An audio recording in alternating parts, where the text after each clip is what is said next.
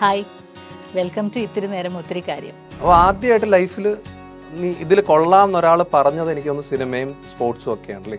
എടാ കൊള്ളാം, നന്നായിട്ടുണ്ട് എന്നൊക്കെ. അപ്പോൾ എനിക്കൊന്ന് അത് തന്നെ ഹിറ്റ് ചെയ്തിട്ടുണ്ടാവാം.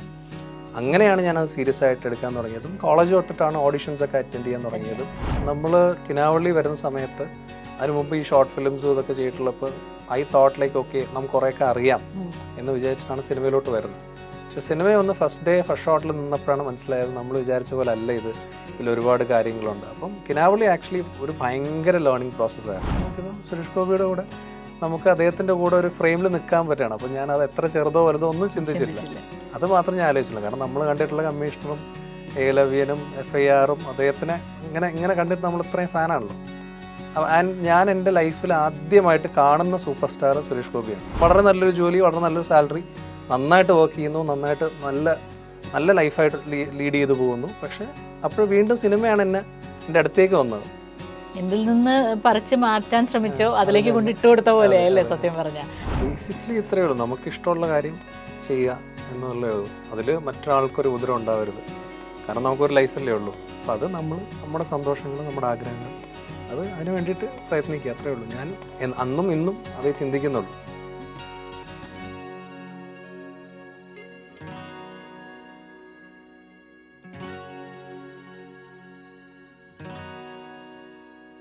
ഇന്ന് എൻ്റെ കൂടെ ഒരു യങ് ആക്ടറാണ് അജ്മൽ സീൻ.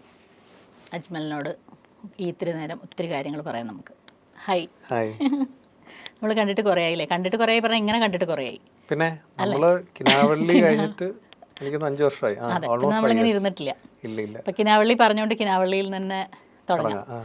കിനാവള്ളിയിൽ ഹീറോ ആയിട്ട് അജ്മൽ വരുമ്പോൾ അജ്മലിന് കുറേ റെസ്ട്രിക്ഷൻസ് ഉണ്ടായിരുന്നു. അതായത് സൊസൈറ്റൽ അല്ലെങ്കിൽ ഫാമിലി ബേസ്ഡ് ആയിട്ടൊക്കെ ഉള്ള, അല്ലേ, വളരെ റിലീജിയസ് ആയ ആ ഒരു മേഖലയിൽ നിൽക്കുന്ന ഒരു അച്ഛൻ്റെ മകനായിട്ടുള്ള ഒരു അജ്മൽ സിനിമ എന്ന് പറയുന്ന അതിനോട് തീർത്തും എതിരായിട്ടുള്ള ഒരു ഇതിലേക്ക് വരുന്നതിൻ്റെ ഒരു സംഭവമാണ് നമ്മൾ അന്ന് പറഞ്ഞിരുന്നത്. അത് കഴിഞ്ഞ് 5 years കഴിഞ്ഞ് നമ്മൾ ഇന്ന് വീണ്ടും ഇങ്ങനെ ഇരിക്കുന്നുണ്ട്. അപ്പം അത് യു മെയ്ഡ് ഇറ്റ് പോസിബിൾ എന്ന് മാത്രമല്ല ആ ജേണിയിൽ മുന്നോട്ട് പോകുന്നുമുണ്ട്. അപ്പോൾ ശരിക്കും പറയുകയാണെങ്കിൽ എങ്ങനെയാണ് ഈ ഒരു കഴിഞ്ഞ ഒരു കാലം ഇതിൽ തന്നെ പിടിച്ച് നിൽക്കാൻ നമുക്കുള്ളൊരു ഡ്രൈവ് ഉണ്ടാവും, ഇഷ്ടമുണ്ടാവും, അതിനപ്പുറം എങ്ങനെയാണ് അജ്മലിനെ കൊണ്ടുപോയത്? അല്ല, ബേസിക്കലി ഇത്രയേ ഉള്ളൂ, നമുക്കിഷ്ടമുള്ള കാര്യം ചെയ്യുക എന്നുള്ളതേ ഉള്ളൂ. അതിൽ മറ്റൊരാൾക്കൊരു ഉപദ്രവം ഉണ്ടാവരുത്. കാരണം നമുക്കൊരു ലൈഫല്ലേ ഉള്ളൂ. അപ്പോൾ അത് നമ്മുടെ സന്തോഷങ്ങൾ, നമ്മുടെ ആഗ്രഹങ്ങൾ, അതിന് വേണ്ടിയിട്ട് പ്രയത്നിക്കുക, അത്രയേ ഉള്ളൂ. ഞാൻ അന്നും ഇന്നും അതേ ചിന്തിക്കുന്നുള്ളൂ. കാരണം നമ്മൾ ഒരു കാലം കഴിഞ്ഞ് തിരിഞ്ഞു നോക്കുമ്പോൾ നമുക്ക് റിഗ്രറ്റ് തോന്നില്ല, അന്ന് ചെയ്തില്ലല്ലോ എന്നുള്ളത്. സോ അതിന് വേണ്ടിയിട്ട് പോകുന്നു, അത്രയേ ഉള്ളൂ. ഞാൻ എനിക്ക് വേണ്ടി നിന്നില്ല എന്ന് തോന്നരുത് എന്നുള്ള ഒരു ഫീൽ. പക്ഷെ ആ ഫീൽ ഉള്ളപ്പോഴും നമുക്ക് സ്ഥിരം നമ്മൾ കേൾക്കുന്ന കുറേ കാര്യങ്ങളാണത്. പിന്നെ നമ്മൾക്ക് ഇവിടെ ഭൂമിയിലേക്ക് വരാൻ ഒരു സാഹചര്യം ഉണ്ടാക്കിയ ആളുകൾ, ചുറ്റുപാടുകൾ, അവരോട് അതുകൊണ്ട് നമ്മൾക്ക് ഉണ്ടായിരിക്കേണ്ട കമ്മിറ്റ്മെൻറ്റ്സ്, അങ്ങനെയൊക്കെ കുറേ പേര് അവനവൻ്റെ ഡ്രീംസ് എന്നൊക്കെ മാറി ആർക്കോ വേണ്ടി ജീവിച്ച് തീർത്ത് ഒന്നും ചെയ്യാൻ പറ്റാത്ത സമയത്ത് അയ്യോ എനിക്കത് ചെയ്യാമായിരുന്നു, ഇപ്പം നേരത്തെ പറഞ്ഞ പോലത്തെ അങ്ങനെ നിൽക്കുന്ന ഇതുണ്ട്. അപ്പം അത്തരം പ്രഷേഴ്സ് ഉണ്ടായിരുന്നോ? അല്ല, ഉണ്ടായിട്ടുണ്ട്, തീർച്ചയായിട്ടും ഉണ്ടായിട്ടുണ്ട്. പക്ഷേ ആ കോൾ എടുക്കേണ്ടത് നമ്മൾ തന്നെയാണ്. ഇത് വേണോ ഇത് വേണ്ടേ എന്നുള്ളത്. അപ്പോൾ എന്നെ സംബന്ധിച്ചിടത്തോളം ഞാൻ ഇത്രേ ആലോചിക്കുന്നുള്ളൂ. ലൈക്ക് എനിക്ക് എൻ്റെ സന്തോഷം വളരെ ഇമ്പോർട്ടൻ്റ് ആണ്, എൻ്റെ സമാധാനം എനിക്ക് വളരെ ഇമ്പോർട്ടൻ്റ് ആണ്. പക്ഷെ അതിൻ്റെ ഒപ്പം നമ്മൾ മറ്റൊരാളെ ബുദ്ധിമുട്ടിക്കാതിരിക്കുക എന്നുള്ളതേ ഉള്ളൂ. അപ്പോൾ അതിൽ ഏതൊരു കാര്യത്തിനും സൊല്യൂഷനുണ്ട്. സോ നമ്മുടെ ഇഷ്ടങ്ങളും ആഗ്രഹങ്ങളുമായിട്ട് മുന്നോട്ട് പോവുക, അതിൽ നമുക്ക് ചെയ്യാൻ പറ്റുന്ന കാര്യങ്ങൾ ചെയ്യുക. കാരണം എത്ര നാളാണോ നമുക്ക് ആയുസ് തന്നിട്ടുള്ളത് അത്രയും നാൾ സന്തോഷമായിട്ട് ജീവിക്കുക. അപ്പോൾ അതിന് നിങ്ങൾക്ക് ഇഷ്ടമുള്ള എല്ലാം ചെയ്യുക, അത്രയേ ഉള്ളൂ. അപ്പം അങ്ങനെ പറയുമ്പോഴും നമ്മൾ വന്ന് നിൽക്കുന്ന ഒരു മേഖലയിൽ നമുക്ക് വേണ്ടി സംസാരിക്കാൻ എന്ന് പറഞ്ഞിട്ട് സത്യത്തിൽ അങ്ങനെ ഭയങ്കരമായിട്ടുള്ളൊരു സപ്പോർട്ട് എനിക്കറിയില്ല, ഇല്ല എന്നാണ് ഞാൻ വിശ്വസിക്കുന്നത്. അങ്ങനത്തെ ഒരു ഫാമിലി ഒരു ബാക്ക്ഗ്രൗണ്ട് ഒന്നുമില്ല ഇതിൽ. അപ്പം അങ്ങനെ നമ്മൾ വരുന്നു, നമ്മളിവിടെ തന്നെ നിൽക്കണം എന്ന് വിചാരിക്കുന്നു. അപ്പോഴും നമ്മൾ ആ ഒരു ഇതിലേക്ക് നമ്മൾ എത്തുന്ന വരെയുള്ളൊരു സമയമുണ്ട്. അതിലേക്ക് നമ്മൾ എത്താൻ വേണ്ടി നമ്മൾ എടുക്കേണ്ട എഫേർട്ട് ഉണ്ട്. ഒപ്പം തന്നെ നമ്മൾ സബ്സ്റ്റാൻഷിയേറ്റ് ചെയ്യേണ്ടുന്ന വേറെ കുറേ കാര്യങ്ങളുണ്ട്. അപ്പോൾ ഇതൊക്കെ കൂടെ എങ്ങനെയാണ്? നല്ല ടഫാണ്. അപ്പോൾ അത് how you take you forward? അപ്പോൾ അത് പറഞ്ഞു കഴിഞ്ഞാൽ ഇനി വരുന്നവർക്കും അത് ശരിക്കും യൂസ്ഫുൾ ആയിരിക്കും. ലൈക്ക് ഇതൊരു സ്ട്രഗിൾ തന്നെയാണ്. എന്ന് പറയുന്നത് ഒരു വാർ തന്നെയാണ്. അപ്പോൾ അതിൽ നമ്മൾ എത്ര നിൽക്കാൻ പറ്റുമോ അത്ര നിൽക്കുക എന്നുള്ളൊരു മൈൻഡ് സെറ്റോടെ നിൽക്കുക.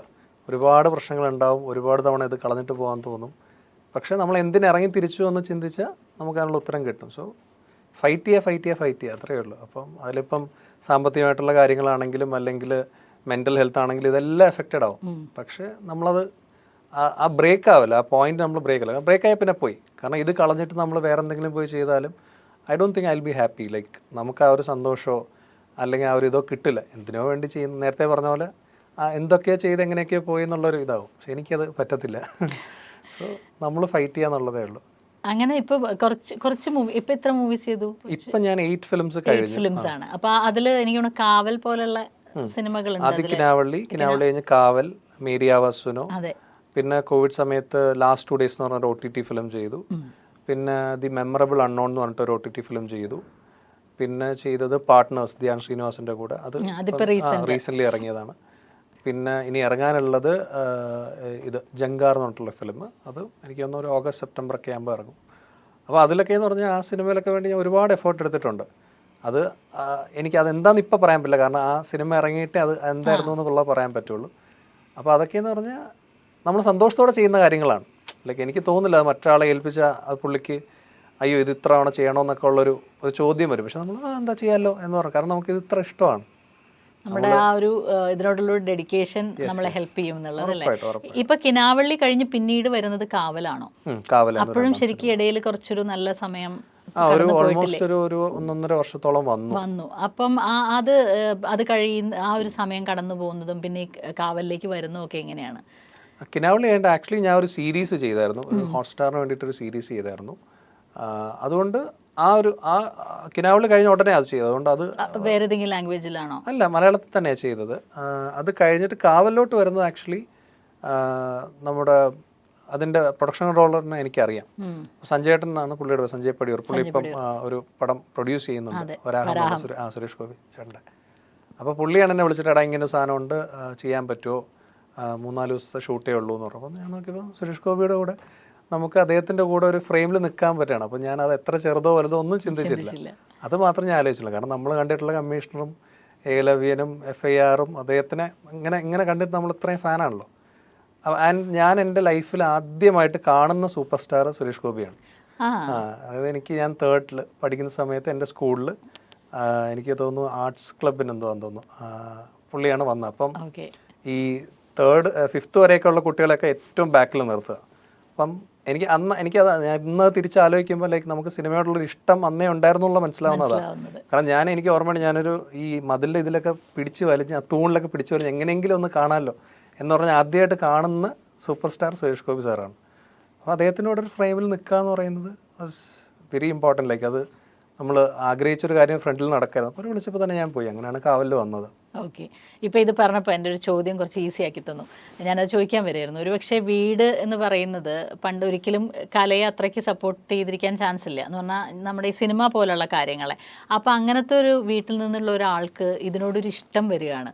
അപ്പോൾ ആ ഇഷ്ടം വരാൻ ഇപ്പം പറഞ്ഞു ഇങ്ങനെ തിരിഞ്ഞ് ആലോചിക്കുമ്പോൾ അന്നേ ഇഷ്ടമുണ്ടായിരുന്നിരിക്കുന്നു. പക്ഷെ അത് എങ്ങനെ വന്നതായിരിക്കും എന്ന് എപ്പോഴെങ്കിലും ആലോചിച്ചിട്ടോ? ഞാൻ എന്തുകൊണ്ട് ഇങ്ങനെ ആയി എന്ന് ചിന്തിച്ചിട്ടുണ്ടോ? എനിക്ക് തോന്നിയിട്ടുള്ളത് വെച്ചാൽ നമുക്ക് ഒരു കാര്യത്തോട് ഇഷ്ടം തോന്നിയത് എപ്പോഴും സിനിമ തന്നെയായിരുന്നു.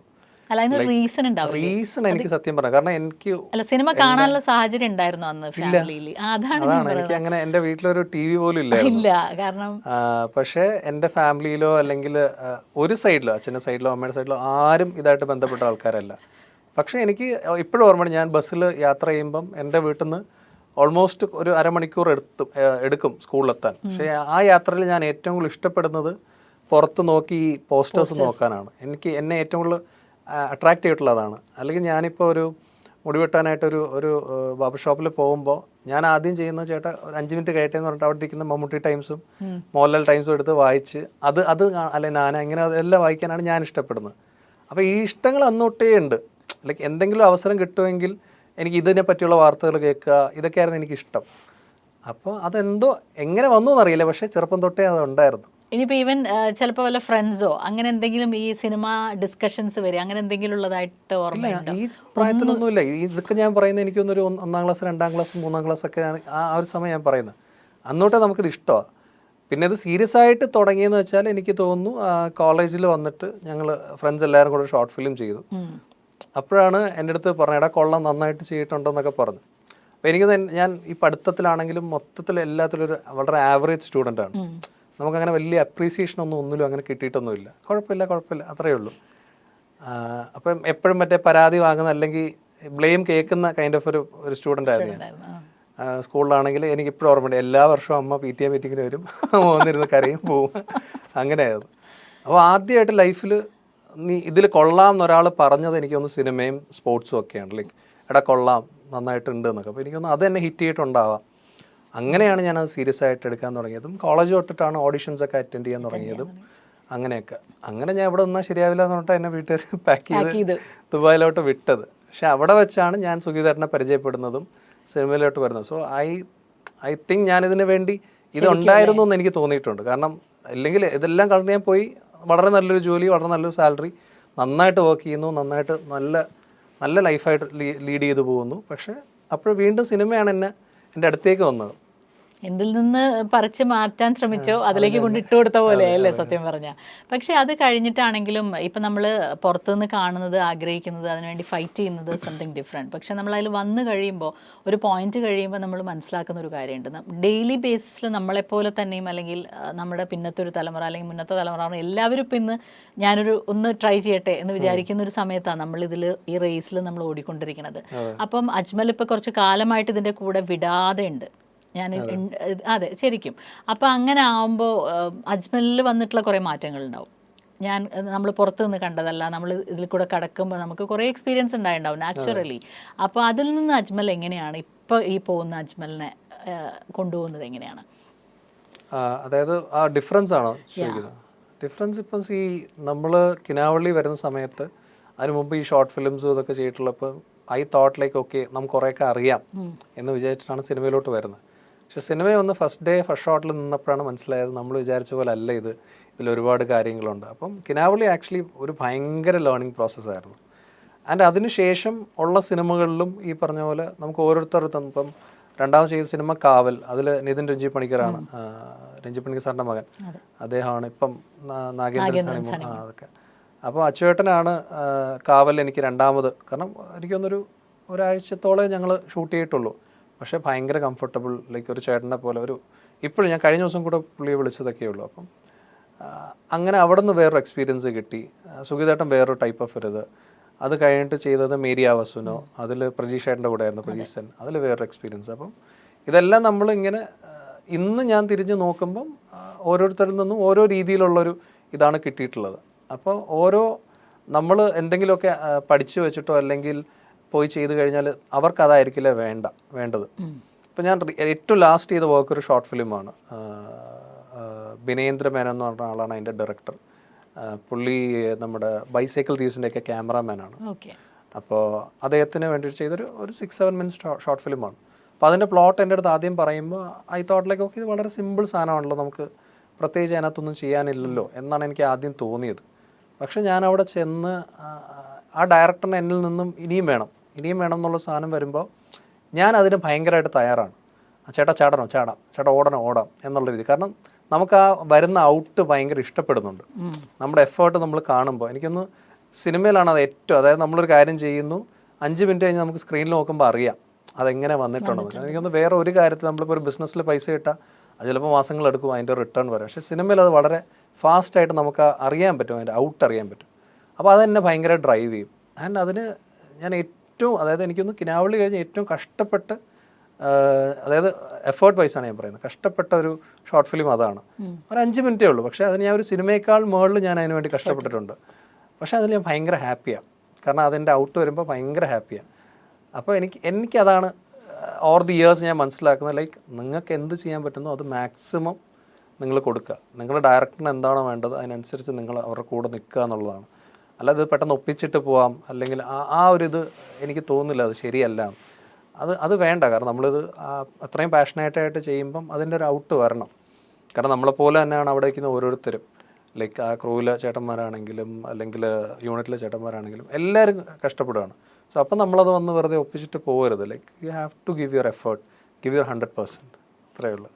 ഇപ്പോൾ ഈ ഒരു ജേണിയിൽ നമ്മളിതിലേക്ക് വന്നു കഴിയുമ്പോൾ നമ്മൾ കൂടുതൽ നാച്ചുറലി നമുക്ക് നമ്മുടെ ഒരു ഫ്രീഡമായി നമ്മൾ ഇഷ്ടമുള്ളത്ര സിനിമകൾ കാണുന്നുണ്ടാവും. കുറച്ചുകൂടി സിനിമയെ ഒരുപക്ഷെ സീരിയസ് ആയി കാണാനും മനസ്സിലാക്കാനും ഒക്കെ തുടങ്ങിയതും അതിന് സിറ്റുവേഷൻസ് വന്നതും കുറച്ച് വലുതായതിനു ശേഷമാണല്ലോ.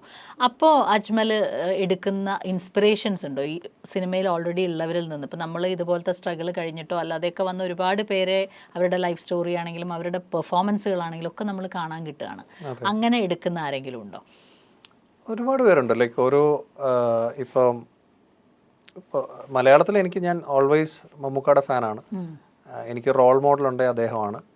പക്ഷേ അറ്റ് ദ സെയിം ടൈം നമ്മൾ ലൈക്ക് ഒരു ആക്ടറിനെ സംബന്ധിച്ചിടത്തോളം വളരെ ഒബ്സർവിങ് ആയിരിക്കണം എന്ന് കേട്ടിട്ടുണ്ട്. അപ്പം ഞാനും ഇവരുടെ പല ലാലേട്ടൻ്റെ ആണെങ്കിലും മമ്മൂക്കയുടെ ആണെങ്കിലും ഓരോ പെർഫോമൻസ് ഒക്കെ കണ്ടിട്ട് അയ്യോ അതെങ്ങനെ അവർ അത്രയും ചെറിയ സമയത്ത് അതെങ്ങനെ അത് ഡെലിവറി ചെയ്തു എന്നൊക്കെ ആലോചിക്കാറുണ്ട്. അപ്പോൾ അതിൽ നിന്നൊക്കെ നമ്മളൊരു സിനിമ ചെയ്യുമ്പം അങ്ങനെ ഒരു സിറ്റുവേഷൻ വന്നാൽ ഇത് റെഫറൻസ് വെച്ചൂടെ, അല്ലെങ്കിൽ പക്ഷെ അത് അവരാവാൻ പാടില്ല, അങ്ങനെയൊക്കെ ചിന്തിക്കാറുണ്ട്. ആൻഡ് ഓഫ് കോഴ്സ് ഇവരൊക്കെ തന്നെയാണ് നമ്മുടെ ഇൻസ്പിറേഷൻ. ഇപ്പോൾ ഒരു ബാക്ക്ഗ്രൗണ്ടും ഇല്ലാതെ വന്ന ആളുകളാണ് ഇവരൊക്കെ. ഇപ്പോൾ വിജയ് സേതുപതി, അങ്ങനെ ഒരുപാട് പേരുണ്ട്. അപ്പം അവരുടെയൊക്കെ ഓരോ ഇൻ്റർവ്യൂസ് കാണുമ്പോഴല്ലേ, അവരുടെയൊക്കെ ഓരോ ആർട്ടിക്കിൾ അവരെ പറ്റി വായിക്കുമ്പോഴൊക്കെ നമ്മൾ ഇൻസ്പയർഡ് ആവാറുണ്ട്. ലൈക്ക് എന്തുമാത്രം അവർ കഷ്ടപ്പെട്ടിട്ടുണ്ടെന്നുള്ളത്. അത് ആക്ടേഴ്സ് മാത്രമല്ല, ഡയറക്ടേഴ്സ് ആയിക്കോട്ടെ, റൈറ്റേഴ്സ് ആയിക്കോട്ടെ, everybody like who are is in the cinema industry struggle ചെയ്ത് വന്നവരുടെ എല്ലാവരും എനിക്ക് ഇൻസ്പിറേഷനാണ്. ഇപ്പം ഇത്രയും വന്ന് നിൽക്കുമ്പോൾ ആക്ടിങ് എന്നത് തന്നെയായിരിക്കും മെയിൻ. അതല്ലാതെ വേറെ ഏതെങ്കിലും ഒരു മേഖലയിലും കൂടെ എനിക്ക് കൈവയ്ക്കാൻ പറ്റുമായിരിക്കും എന്ന് തോന്നി, അങ്ങനത്തെ ഒരു ഫീലിംഗ് വന്നിട്ടുണ്ടോ? അങ്ങനെ ലൈക്ക് ഡിറക്ഷനോ റൈറ്റിങ്ങോ എന്തെങ്കിലും?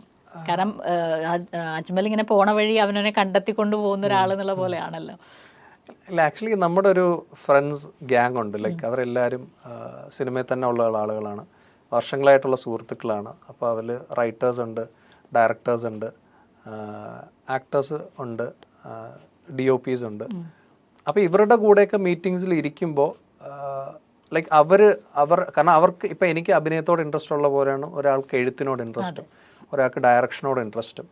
അപ്പോൾ ഇവർ ഓരോ കാര്യങ്ങൾ പറയുമ്പോൾ നമുക്കൊരു ഇതിനോട്ടൊക്കെ ഒരു ഇഷ്ടം തോന്നാറുണ്ട്.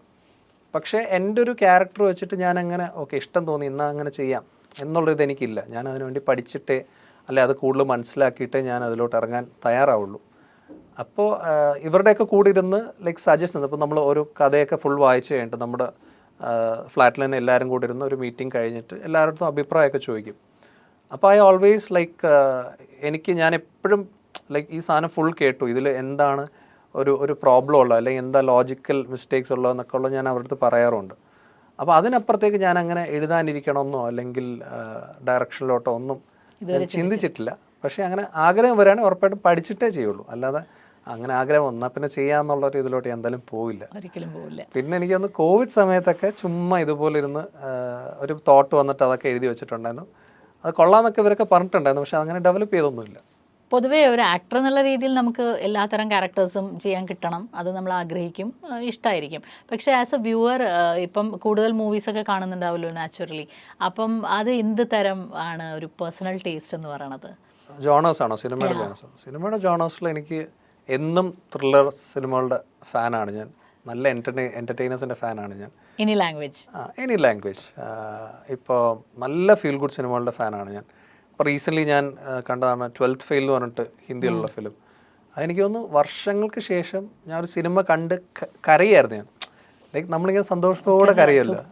സൂപ്പർ. അതായത് കാരണം അത് വളരെ സാറ്റിസ്ഫൈഡ് ആയിട്ട് എനിക്കൊന്ന് ഒരു രാത്രി ഒരു 9 മണിക്ക് എന്തോ ആണ് സിനിമ കാണുന്നത്. ആ സിനിമ കണ്ടു കഴിഞ്ഞ് അത്രയും കരഞ്ഞ് വളരെ നമ്മൾ ഒരു കുഞ്ഞു ഉറങ്ങുന്ന പോലെയാണ് ഞാൻ പോയി കിടന്ന് ഉറങ്ങിയത്. ഭയങ്കരമായിട്ട് സാറ്റിസ്ഫൈഡ് ആയി. അപ്പം അങ്ങനത്തുള്ള സിനിമകൾ ഇഷ്ടമാണ്. റൊമാൻറ്റിക് സിനിമകൾ ഇപ്പം അങ്ങനെ വലിയ താല്പര്യമൊന്നും അങ്ങനെ തോന്നുന്നില്ല. അല്ലെങ്കിൽ കാരണം അതിൻ്റെ ഒരു ഇത് കഴിഞ്ഞു എന്ന് തോന്നുന്നു. ഈ പറഞ്ഞ പോലെ ഒരു ക്രഞ്ച് ഇതിലോട്ടൊക്കെ അത് പോയിട്ടുണ്ടെന്ന് തോന്നുന്നു. അപ്പോൾ റോം കോംസ് ഒക്കെ ഇഷ്ടമാണ്. ഇപ്പോൾ പ്രേമലു ഒക്കെ തിയേറ്ററിൽ ഒരുപാട് എൻജോയ് ചെയ്ത സിനിമയാണ്. പിന്നെ ഇന്ന് മാസ് സിനിമകൾ വളരെ ഇഷ്ടമാണ്. ഇപ്പം KGF ആയിക്കോട്ടെ. പക്ഷെ അതൊക്കെ എനിക്ക് തോന്നുന്നു മലയാളത്തിൽ കൂടുതലും എനിക്ക് ഈ തമിഴ്, തെലുങ്ക് അവരുടെ ആക്ടേഴ്സിനെ അങ്ങനെ ഇപ്പം ജയിലറൊക്കെ എനിക്ക് ഭയങ്കര ഫേവറേറ്റുള്ള സിനിമകളാണ്. തിയേറ്ററിൽ എനിക്ക് തോന്നുന്നു കുറേ വർഷങ്ങൾ ശേഷം എനിക്കൊന്ന് ഒരു കേരളത്തിന് മുമ്പ് ആ കൾച്ചർ ഉണ്ടായി. എല്ലാവരും ഇൻട്രൊഡക്ഷന് കൈയടിക്കുന്നു, ബഹളം ഉണ്ടാക്കുന്നു, പേപ്പർ എറിയുന്നു. കാരണം നമ്മളൊക്കെ അങ്ങനെ സിനിമ കണ്ട് വന്ന ആൾക്കാരാണ്. അതായത് ആൻസർ ഷീറ്റ് വരെ കയറി എറിഞ്ഞിട്ടുണ്ട് ഞങ്ങളൊക്കെ. പക്ഷെ ഇന്നൊന്നും അതില്ല. അപ്പോൾ പക്ഷേ ജയിലറൊക്കെ കണ്ടപ്പോൾ എനിക്കൊന്ന് ഇൻട്രോൾ സീൻസിനോട് അടുത്തൊക്കെ ഉള്ള സീക്വൻസ് ഒക്കെ വന്നപ്പോൾ നമ്മൾ തന്നെ അറിയാതെ നമ്മൾ സീറ്റിൽ നിന്ന് ആ ഒരു പഴയ ഇതിലോട്ടൊക്കെ പോയി. അപ്പം അങ്ങനെയുള്ള സിനിമകൾ ഇഷ്ടമാണ്, മാസ് സിനിമകൾ ഇഷ്ടമാണ്. പിന്നെ ഏത് സിനിമയാണെങ്കിലും അതൊരു വളരെ ഡിഫറെൻ്റ് ആയിട്ടോ അല്ലെങ്കിൽ എന്തെങ്കിലും നമുക്ക് അതിൽ നിന്ന് കിട്ടുന്നുണ്ടെങ്കിൽ എനിക്കത് ഭയങ്കര ഫേവറേറ്റ് ആണ്. ഇപ്പോൾ ആസ് എ പെർഫോമർ ഇപ്പോൾ കുറച്ചുകൂടി നമ്മളും മെച്യൂർ ചെയ്തു. നമ്മൾ അറിഞ്ഞില്ലെങ്കിൽ ഒരു ഇൻറ്റേർണലി ആ പ്രോസസ്സ് ഓട്ടോമാറ്റിക്കലി നടക്കുന്നുണ്ടാവും. നമ്മൾ കാണുന്ന കണ്ടൻറ്റുകൾ വെച്ചിട്ടാണെങ്കിലും മൂവീസ് വെച്ചിട്ടാണെങ്കിലും എന്താണെങ്കിലും. അപ്പോൾ ഇപ്പോൾ അജ്മലിന് കുറച്ചുകൂടി അറിയാം. അജ്മൽ ആസ് എൻ ആക്ടർ, അജ്മലിൻ്റെ കുറവുകളും കൂടുതലുകളും രണ്ടും അറിയാം. എത്രത്തോളം എനിക്ക് പറ്റും, ഇത്ര എനിക്ക് പറ്റില്ല, അല്ലെങ്കിൽ ഇത്രയും കൂടെ എനിക്ക് പറ്റും, ഇതൊക്കെ അറിയാം. അപ്പോൾ ആ ഒരു ലെവലിൽ അജ്മൽ കുറച്ചുകൂടി ബെറ്റർ ആക്കാനോ അല്ലെങ്കിൽ ഉള്ളത് തന്നെ ഏറ്റവും ഷാർപ്പാക്കി വെക്കാനോ അതിന് എന്തെങ്കിലും എഫേർട്സ് എടുക്കുന്നുണ്ടോ? ഞാൻ കൂടുതലും ഈ പറഞ്ഞ പോലെ ഓരോ സിനിമകൾ കാണുമ്പോഴത്തേക്കും എനിക്ക് വളരെ ഇഷ്ടപ്പെട്ട സീക്വൻസസ് വരികയാണെങ്കിൽ, അതിപ്പോൾ റൊമാൻറ്റിക് സീക്വൻസ് ആണെങ്കിൽ അങ്ങനെ മെയിനായിട്ട് വരുന്ന കുറച്ച് സാധനങ്ങൾ, റൊമാൻസ്, സെൻറ്റിമെൻറ്റ്സ്, വളരെ ദേഷ്യപ്പെടുന്ന സീക്വൻസസ്, അല്ലെങ്കിൽ വലിയ ഡയലോഗ്സ് വരുന്ന സീക്വൻസസ്. അപ്പോൾ ഇതൊക്കെ എനിക്കിഷ്ടപ്പെട്ട സിനിമകളിൽ നിന്ന് എടുത്തിട്ട് അതിങ്ങനെ അപ്ഡേറ്റ് ആയിക്കൊണ്ടേയിരിക്കും. അത് ഞാൻ എൻ്റെ രീതിയിൽ പറഞ്ഞ് നോക്കാറുണ്ട്. അത് കണ്ണാടി നോക്കി പറയായിരുന്നു. പിന്നീട് ഞാൻ പലരും പറഞ്ഞിട്ട് അങ്ങനെ കണ്ണാടി നോക്കി അങ്ങനെ പറയരുത് എന്നുള്ളത്. സോ അതങ്ങനെ മിക്സ് ആയിട്ട് ചിലപ്പം എന്താണ് കറക്ഷൻസ് ഉണ്ടെങ്കിൽ കണ്ണാടി നോക്കി ഒന്ന് ചെയ്തിട്ട് പിന്നെ ഞാൻ അല്ലാതെ ചെയ്തൊക്കെ നോക്കാറുണ്ട്. മൊബൈൽ തന്നെ വെച്ച് റെക്കോർഡ് ചെയ്തൊക്കെ നോക്കാറുണ്ട്. കാരണം അത് കഴിഞ്ഞിട്ടല്ലേ നമ്മൾ പിന്നെ പോയി നോക്കിയാൽ മതിയല്ലോ. അങ്ങനെ ചെയ്യാറുണ്ട്. പിന്നെ ഈ അടുത്ത് ഞാനൊരു റീല് കണ്ടപ്പോഴാണ് ഇങ്ങനെ ദീപിക പടുക്കോണ്ട ഒരു റീൽ. അതായത് പുള്ളിക്കാരി നമ്മുടെ ഡയലോഗ് ഡെലിവറി ഭയങ്കര നന്നായിട്ട് വരാൻ വേണ്ടി പെൻസിൽ ഇങ്ങനെ വെച്ചിട്ട് സംസാരിക്കുന്ന ഒരു ഇത് ഞാൻ കണ്ടു. അതെന്നെ ഭയങ്കരമായിട്ട് ക്യാച്ച് ചെയ്തു. കാരണം അതൊക്കെ വളരെ ചെറിയ കാര്യമാണ്, പക്ഷേ അതിൻ്റെ റിസൾട്ട് ഭയങ്കരമായിരിക്കും. അങ്ങനെയൊക്കെ എന്തെങ്കിലുമൊക്കെ കിട്ടുമ്പോൾ അതൊക്കെ മാക്സിമം ലൈഫിലോട്ട് കൊണ്ടുവരാൻ ശ്രമിക്കാറുണ്ട്. കാരണം എനിക്കതുണ്ട്. എനിക്ക് ഇങ്ങനെ എന്തെങ്കിലും ഒരു സാധനം എപ്പോഴും നമ്മുടെ ബെറ്റർ വേർഷൻ വന്നുകൊണ്ടിരിക്കണം എന്ന് ആഗ്രഹിക്കുന്ന ഒരാളാണ് ഞാൻ. ലൈക്ക് ഇന്നത്തേനെക്കാട്ടിയും ബെറ്റർ ആയിരിക്കണം നാളെ എന്നുള്ള രീതിയിൽ അങ്ങനെയൊക്കെ ചെയ്യാറുണ്ട്. ഇപ്പോൾ അതുപോലെ ഇപ്പോൾ ഈ റീൽസ് പോലെയും ഇങ്ങനത്തെ കുറേ പ്ലാറ്റ്ഫോംസ് എല്ലാവർക്കും കുറച്ചുകൂടി നമ്മളെ കാണിക്കാൻ, ഇപ്പോൾ നമ്മളൊരു ഓഡീഷനിൽ പോയാൽ ചിലപ്പോൾ നമുക്ക് എൻട്രി കിട്ടാതിരിക്കാം, ചിലപ്പോൾ നമ്മൾ ശ്രദ്ധിക്കപ്പെടാതിരിക്കാം. പക്ഷേ ഇപ്പോഴത്തെ ഒരു ഇതിൽ സോഷ്യൽ മീഡിയ ആ ഒരു കാര്യത്തിൽ ഭയങ്കര സപ്പോർട്ടീവാണ്. അപ്പോൾ നമ്മൾക്ക് വരുന്ന കോമ്പറ്റീഷൻസ് നേരത്തെ നമ്മൾ ജസ്റ്റ് പറഞ്ഞു പോയി, അത് കൂടുതലാണ്. അപ്പം നമ്മൾ നേരത്തെ എടുത്തതിനേക്കാൾ എഫേർട്ട് എടുക്കേണ്ട അവസ്ഥയാണ് ഇപ്പോൾ. നമ്മളെ ഓർമ്മിപ്പിക്കാനും നമ്മൾ ഇവിടെ ഉണ്ട് എന്ന് പറയാനും നമുക്കൊരു സ്പേസ് ഉണ്ടാക്കി എടുക്കേണ്ട ഒരു അവസ്ഥയുണ്ട്. അപ്പോൾ അത് പക്ഷേ എന്നാൽ അതൊരു സൈഡാണ്. അപ്പുറത്തൊരു സൈഡ് എന്ന് പറഞ്ഞു കഴിഞ്ഞാൽ ഇപ്പോൾ ലാംഗ്വേജ് ബാരിയർ ഇല്ലാതെ നമ്മൾ പ്രതീക്ഷിക്കാത്ത ആൾക്കാരൊക്കെയാണ് മറ്റു ലാംഗ്വേജസിനൊക്കെ പിക്ക് ചെയ്തുകൊണ്ട് പോണത്. അപ്പോൾ അത്തരം കാര്യങ്ങളിലേക്ക് അജ്മലിൻ്റെ ഭാഗത്തു നിന്ന് എന്തെങ്കിലും വർക്ക് ചെയ്യാറുണ്ടോ? കുറച്ചുകൂടി നമ്മുടെ ഹൊറൈസൺസ് ബ്രോഡൻ ചെയ്യാനെന്നുള്ള രീതിയിൽ. എനിക്ക് തോന്നുന്നു ഈ കോവിഡ് ആ ഒരു പീരീഡിലാണ് ഈ റീൽസും അതുപോലെ എല്ലാവരും മൊബൈലിലോട്ടും ലൈക്ക് എല്ലാവരും അഭിനയിക്കാൻ, എല്ലാവരും ഷോർട്ട് ഫിലിംസ് ചെയ്യുക, എല്ലാവരും വെബ് സീരീസ് ചെയ്യുക എന്നുള്ളൊരു ഇതിലോട്ട് വന്നത്. അന്ന് ഞാനിങ്ങനെ ആലോചിക്കുകയൊക്കെ ചെയ്തു. പക്ഷേ അപ്പോൾ what I felt is like നമ്മൾ വളരെ ഫെമിലിയർ ഫേസ് ആയി പോയി കഴിഞ്ഞാൽ നമുക്കിനി ഇപ്പൊ അജ്മൽ ചെയ്തിടണം എന്നല്ല ഞാൻ പറയണം. ഇങ്ങനെ ആളുകൾക്ക് സ്പേസ് ഉള്ളത് കൊണ്ട് അവരുടെ കൂടെ ഓടിയെത്താൻ നമ്മൾ പേഴ്സണലി എടുക്കേണ്ട വേറെ എഫേർട്സ് ഉണ്ടാവുമല്ലോ. നമ്മുടെ സ്പേസ് പോവാതിരിക്കാനോ അല്ലെങ്കിൽ നമ്മുടെ സ്പേസ് 5 എന്നുള്ളത് 10 ആവണമെങ്കിലോ നമ്മളും കൂടി കുറച്ചുകൂടി നിൽക്കണം എന്നുള്ളൊരു സാധനം നമുക്ക് കോമ്പറ്റീഷൻ കൂടുകയാണ്. ആ രീതിയിൽ എന്തെങ്കിലും ഞാൻ ഇങ്ങനത്തെ ഇതിലോട്ട് ഞാൻ ഇപ്പോൾ കുറച്ച് സാധനങ്ങളൊക്കെ നമ്മൾ നമ്മുടെ ഒരു ഗ്രൂപ്പിൻ്റെ ഇതിലൊക്കെ ചെയ്തിട്ടൊക്കെ ഉണ്ട്. പക്ഷെ അതങ്ങനെ ഇറക്കി. കാരണം നമ്മുടെ ഒരു ഗ്രൂപ്പ് എന്ന് പറയുന്നത് എല്ലാവരും ഭയങ്കര സിനിമ ഇതുള്ള ആൾക്കാരാണ്. അപ്പോൾ ചുമ്മാ മൊബൈലെടുത്ത് ഇടുന്ന പരിപാടിയൊന്നും അവർക്കില്ല. അത് നന്നായിട്ട് എഡിറ്റ് ചെയ്ത് അത് ഗ്രേഡ് ചെയ്ത് അതിന് സ്കോർ കൊടുത്ത് ഇങ്ങനെയൊക്കെ അവർ ചെയ്യുള്ളൂ. അപ്പം നമ്മൾ ഈ പ്ലാനിങ് തുടങ്ങിയപ്പോൾ ഇതെല്ലാം ഉണ്ടായിരുന്നു. ഷൂട്ടിങ് കഴിഞ്ഞ് പക്ഷേ അത് കഴിഞ്ഞിട്ട് എഡിറ്റ് ചെയ്യേണ്ട ആൾ അങ്ങോട്ട് പോയി, ഗ്രേഡ് ചെയ്യേണ്ട ആൾ ഇങ്ങോട്ട് പോയി, മ്യൂസിക് ഇടേണ്ട ആൾ അങ്ങോട്ട് പോയുണ്ട്. അങ്ങനെയൊന്നും അതങ്ങനെ ഇരിപ്പുണ്ട് ഇപ്പോഴും. അതിനി എപ്പോഴും ഇറക്കുമെന്ന് നമുക്കറിയില്ല. അല്ലാതെ എനിക്കിത് തോന്നിയെന്ന് വെച്ചൊരു കാര്യം എന്ന് വെച്ചാൽ നമുക്കൊരു സിനിമ മാത്രം ഇപ്പം എനിക്ക് അഭിനയിക്കുക എന്നുള്ളതാണ് എൻ്റെ ഒരു താല്പര്യം. അതിപ്പോൾ സിനിമയാവണമെന്നോ സിനിമ മാത്രമേ അഭിനയിക്കുമെന്നോ അങ്ങനെ ഒരു നിർബന്ധം എനിക്കില്ല.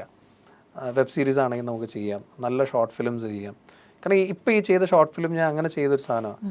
ലൈക്ക് എനിക്കത് ഭയങ്കര ഇഷ്ടപ്പെട്ട് ചെയ്തതാണ്. ഞാൻ അതിൻ്റെ മീൻസ് ഇത് എത്രത്തോളം എവിടെ എത്തുമെന്നോ ഒന്നും ആലോചിച്ചിട്ട് ചെയ്തതല്ല.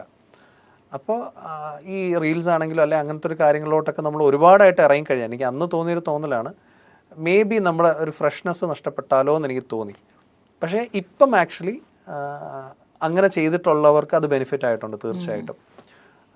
പക്ഷേ എനിക്കൊന്നും നമുക്കൊരു സ്പേസ് വരും, അതിൽ സംശയമൊന്നുമില്ല. കാരണം നമ്മൾ ഇത്രയും കഷ്ടപ്പാടുന്നതിന് ഉപരി നമ്മൾ പ്രയത്നിക്കുന്നുണ്ട് നന്നായിട്ട്. സോ അത് സംഭവിക്കും, അതങ്ങനെയാണ്.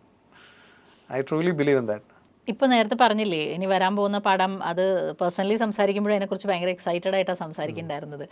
അതിനെക്കുറിച്ച് ഞങ്ങളോട് ഇപ്പോൾ ഷെയർ ചെയ്യാൻ പറ്റുന്ന എന്തെങ്കിലും കാര്യങ്ങളുണ്ടോ? അത് ജങ്കാർ എന്നാണ് ഫിലിമിൻ്റെ പേര്.